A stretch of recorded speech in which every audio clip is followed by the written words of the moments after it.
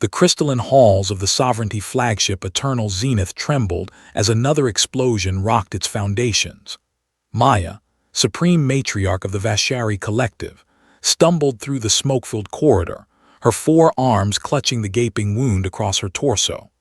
The bioluminescent patterns on her chitinous skin flickered weakly, barely visible through the violet blood that seeped between her fingers.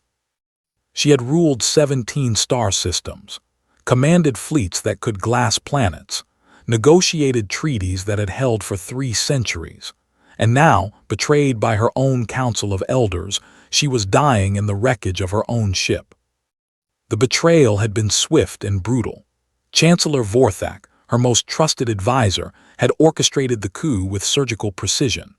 The poison in her ceremonial drink had been designed specifically for Vashari physiology, slow enough to be agonizing, fast enough to be unstoppable. Her guards, bought with promises of power in the new regime, had turned their plasma rifles on her loyal retainers without hesitation. Maya had barely escaped through the maintenance tunnels, but she knew the truth. There was no escape, not really. The poison was spreading through her secondary circulatory system, and even if she reached the medical bay, Vorthak's soldiers would be waiting. She collapsed against a bulkhead, her breathing labored.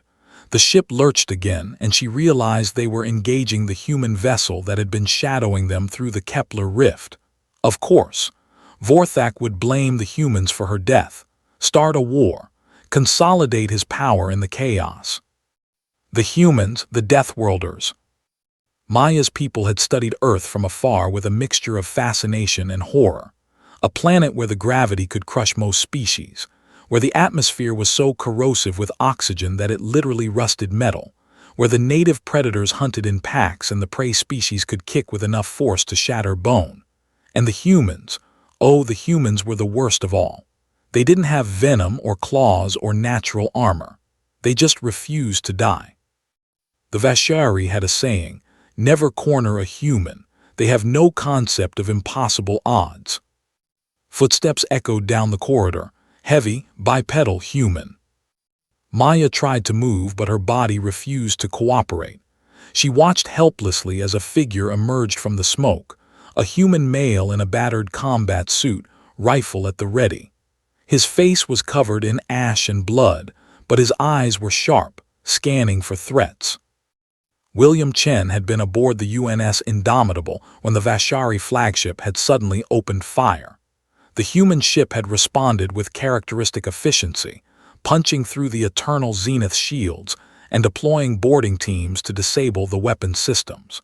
But William's team had been caught in the crossfire of what appeared to be an internal conflict. He was the only one who'd made it this deep into the ship.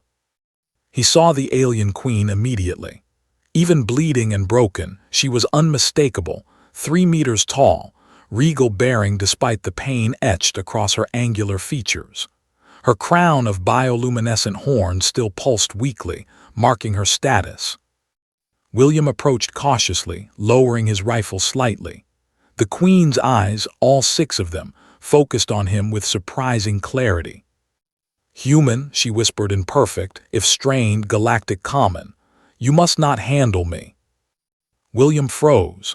He'd heard the stories about Vashari physiology. Their skin secreted defensive compounds when threatened. Some were merely irritating.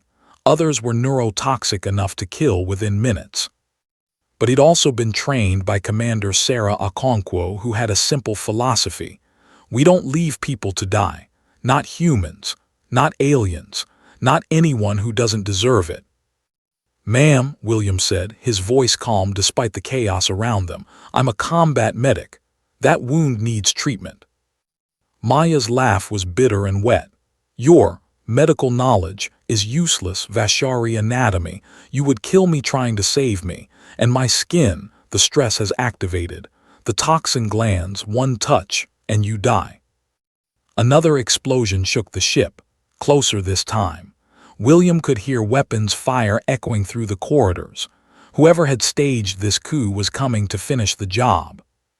"Then tell me what to do," William said, kneeling beside her but careful not to touch. I didn't come here to watch royalty bleed out on the floor. Maya stared at him. In her 300 years of life, she had negotiated with hundreds of species. The logical ones would have left her to die, no benefit, too much risk. The compassionate ones would have agonized over the decision. Only a human would simply refuse to accept the reality of the situation. Why, she asked, your people and mine, we are not allies. Vorthek will blame you for my death, use it to justify war.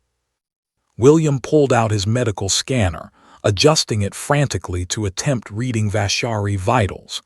Then you dying here kind of screws over both our species, doesn't it? So let's not do that. The scanner beeped. The readings were chaotic, but William could see the poison spreading through what appeared to be a secondary circulatory system. He'd need to neutralize it, but Vashari biochemistry was completely alien to him. In my left chest cavity, Maya said weakly, watching his desperate attempts to understand the scanner, there is a neural node. If you can, deliver an electrical shock, 20 milliamps. It will trigger my body's emergency purge reflex, but you cannot touch me, cannot. William looked at his hands, then at the dying queen. The toxin on her skin would kill him in minutes. Even his suit's gloves wouldn't protect him for long, but 20 milliamps, that was easy. His suit's emergency defibrillator could deliver precise charges. Your Majesty, he said with grim determination, I'm from Earth. We invented hundreds of ways to electrocute things without touching them. Hold still. He stripped a conductor wire from a damaged panel, jury-rigging a connection to his defibrillator pack. Maya watched with growing amazement as the human's hands moved with practiced efficiency, improvising medical equipment from literal wreckage. Left chest cavity, you said. William positioned the improvised electrode. This is going to hurt. Human weight. The shock delivered precisely. Maya's body convulsed, all 4 arms spasming. Her bioluminescence flared brilliant white, then deep purple. She screamed, a sound that would haunt William's dreams for years. But then she gasped, and violet blood gushed from her mouth as her body forcibly expelled the poison through emergency purge glands. The change was almost immediate. Her breathing steadied. The flickering of her skin patterns became stronger, more rhythmic. Impossible, she whispered. You actually. Combat medic, ma'am, William said, already preparing his next improvised solution. I specialize in impossible. The sound of boots and weapons fire was getting closer. William could hear shouting in the Vashari language, orders to find the queen and eliminate any witnesses. Maya struggled to sit up, still weak but recovering faster than should have been possible. You must go, human. They will kill you if they find you here with me. William checked his rifle's charge. 40%. Enough. Yeah, well, I didn't just save an alien queen to watch her get executed by her own people. Can you walk? William Chen, yes, I heard your name, over your communications device. That's me. And you're Maya, Supreme Matriarch, unless I'm reading the situation wrong. You are not. Maya stood, still unsteady but determined. Her secondary arms reached for a plasma pistol on her belt, but William noticed her primary arms were trembling. But you cannot fight my entire security force. There are protocols. Protocols don't mean much during a coup, Your Majesty. William moved to the corridor entrance, scanning for hostiles. And I'm from a Deathworld. We don't really do knowing when to quit. Maya felt something shift in her understanding of the universe. She had studied humans academically, understood them politically, even feared them militarily. But she had never truly comprehended what it meant to be from a planet that actively tried to kill its inhabitants every single day. To evolve in an environment where surrender meant death, where impossible odds were just another Tuesday.